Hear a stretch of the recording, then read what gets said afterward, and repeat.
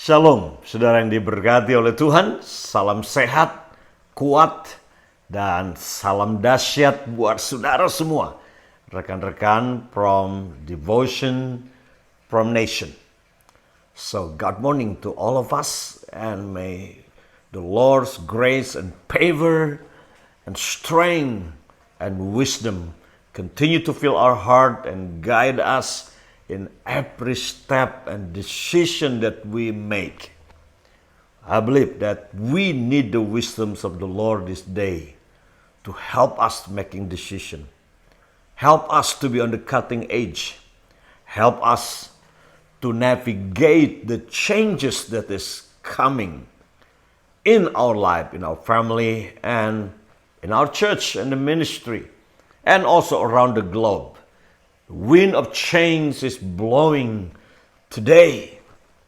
The wind of change is blowing. Angin perubahan sedang ada dan berhembus dengan kuat hari-hari ini. Dalam hitungan bukan lagi tahun, tetapi hitungan hari, hitungan jam perubahan sedang terjadi. Karena itu kita sangat membutuhkan hikmat dari Tuhan untuk kita bisa memahami waktunya Tuhan, memahami apa yang harus kita kerjakan dan kita lakukan hari-hari ini sebagai pemimpin-pemimpin, sebagai hamba-hamba yang dipanggil oleh Tuhan yang mempunyai pekerjaan hari-hari ini. Nah, pagi hari ini pesan renungan yang Tuhan taruh di hati saya ingin lanjutkan pesan dari kata COVID. Kita sudah berbicara tentang kata huruf C, the letter of C, stand for covenant blessing. And then we talk about the letter O for organic living. And talk about the letter of V for victorious life, hidup yang berkemenangan. Dan saya ingin lanjutkan kata berikutnya yaitu kata E, letter of I for intimacy with God. There's a divine call, there's a prophetic call in this hour to all of us as a church. There's a call for us to grow up into maturity. There's a call for us to go deeper in love with the Lord. There's a call, a prophetic call for us to go even higher and higher and higher in the spirit. Ada sebuah panggilan nubuatan dari dalam hati Papa kita di surga. Dari hati Tuhan kita hari-hari ini.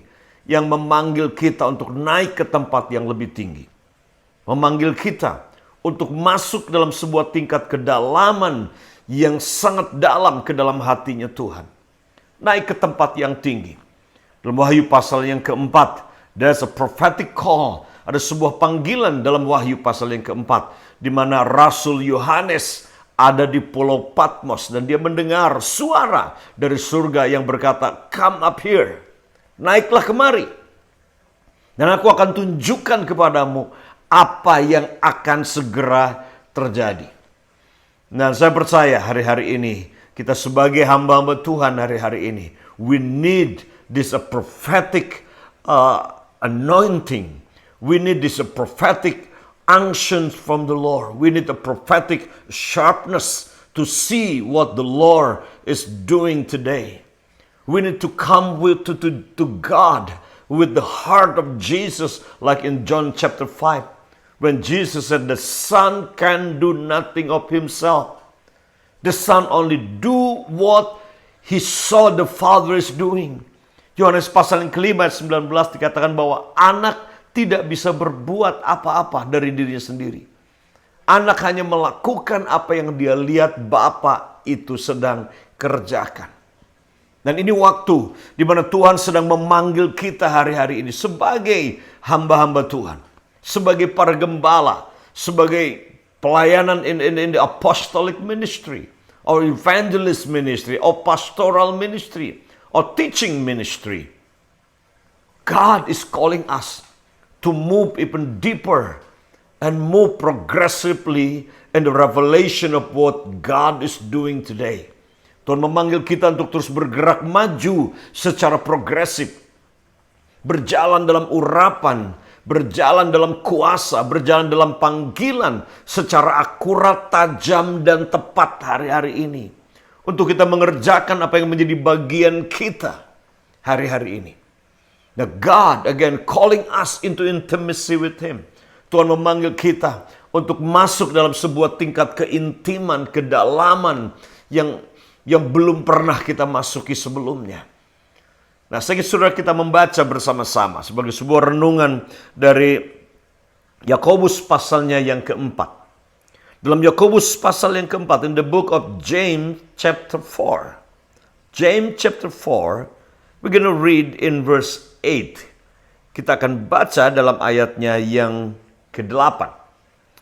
Ayat yang ke-8 dikatakan demikian, mendekatlah kepada Allah, dan Ia akan mendekat kepadamu. Tahirkanlah tanganmu, hai kamu orang-orang berdosa, dan sucikanlah hatimu, hai kamu yang mendua hati. It say in this verse, in verse 8, James chapter 4 in verse 8. He said, draw nigh unto me, draw near to me, and I will draw nigh to you. He said, cleanse your hand, you sinner. Repent. Purify your heart. All of you that have a double-minded or a heart that is astray from the Lord. Tuhan memanggil kita hari-hari ini untuk masuk dalam sebuah tingkat keintiman. Nah, yang pertama kita harus paham ketika kita berbicara tentang intimacy dengan Tuhan. Yang pertama adalah ini. Saudara bisa sedekat mungkin yang saudara inginkan dengan Tuhan. Nah, the first thing we need to understand when we talk about intimacy with the Lord is that you can be as close as you want with the Lord. You can be as intimate that you desire in your heart with the Lord. God will not put a limit on us. God will not say, oh, don't come close to me. Ya, Tuhan tidak akan kasih batasan buat kita dan berkata, jangan dekat-dekat kepadaku. Aku tidak mau engkau dekat kepadaku. Tidak. Dalam ayat ini Tuhan berkata, mendekatlah kepada Allah. Dan Dia akan mendekat kepadamu. In this verse it said, draw near to me. So the initiate, God is giving us this invitation.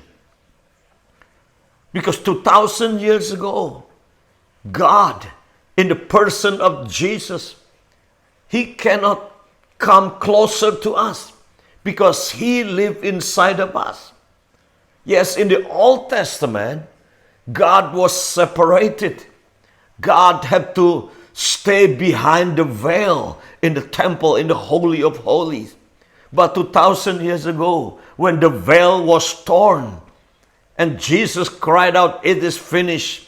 The veil was torn apart from top to bottom. He was saying that He's not living behind the veil anymore. He has a new house. He has a new temple. That is our life, our heart. Your life and my life has become the habitations of the Lord, become the dwelling place of God. Your heart is that hosting the presence of God. So God cannot closer than what He is right now inside of you. 2000 tahun lalu, Tuhan keluar dari bait suci yang dibuat oleh tangan manusia. Dia berkata, sudah selesai. Era agama sudah selesai. Di mana ada jarak antara manusia dengan Tuhan. Dan hari ini Tuhan tinggal di dalam saudara dan saya. Dia tidak bisa lebih dekat dengan kita dibanding hari ini. Sebab Dia tinggal di dalam kita dan Dia satu dengan kita. Jadi ketika Dia berkata di sini, mendekatlah kepada Allah. Karena Dia sebenarnya sudah sangat dekat kepadamu. Ketika Dia berbicara tentang mendekat kepada Allah, Dia sedang menunggu kita mengambil inisiatif. Artinya Dia sedang berkata, kamu bisa sedekat mungkin dengan aku. Kamu bisa seakrab mungkin dengan aku. Kamu bisa seintim mungkin dengan aku. Sama seperti saya dengan kedua anak saya. Saya tidak taruh batasan apapun dengan anak-anak saya. Mereka bisa telepon saya kapan saja. Mereka boleh nangis di bahu saya kapan saja. Mereka boleh datang mencurahkan isi hati mereka kapan saja. Mereka boleh peluk saya kapan saja. Mereka boleh bilang I love you kapan saja. Mereka boleh mengalami dan seakrab mungkin dengan saya. Saya tidak taruh batasan. Sama saya dengan istri. Saya bisa seintim yang saya mau dengan istri saya. Dan saya bisa sesering mungkin peluk istri saya. Seperti itulah Tuhan. Ketika kita bicara tentang intimacy, tergantung kita. Inisiatif ada pada kita. The invitation God offered to you. And He say, draw near to me. Draw near to me. And I will draw near to you. So God is waiting for your initiate. God is waiting for you to initiate the relationship, the intimacy with Him. God is waiting. God is the God of relationship. Tuhan kita adalah Tuhan yang suka dengan hubungan. Tuhan kita adalah Tuhan yang membangun hubungan. Tuhan kita adalah Tuhan yang sangat ingin dekat, merapat, lekat dengan kita. Tapi kitanya yang sering menjauh dari Tuhan. Kita menjauh karena hati kita mendua. Kita menjauh karena tangan kita tidak tahir dan kita tidak bersih. Ketidakkudusan itu yang membuat kita tidak bisa mendekat kepada Tuhan dan mengalami Tuhan. Itu sebabnya Tuhan Yesus berkata, orang yang murni hatinya itulah yang akan memandang Tuhan. Ketika kita berbicara tentang keintiman dengan Tuhan, kita berbicara tentang memandang wajah Tuhan. Memandang wajah Tuhan. That's what intimacy is. Jadi yang pertama adalah ini, konsep keintiman dengan Tuhan adalah saudara bisa seintim mungkin, sedekat mungkin dengan Tuhan. So it's up to you. Yang kedua adalah ini, there's no intimacy without relationship. Tidak ada keintiman, tidak ada keakraban tanpa ada hubungan terlebih dahulu.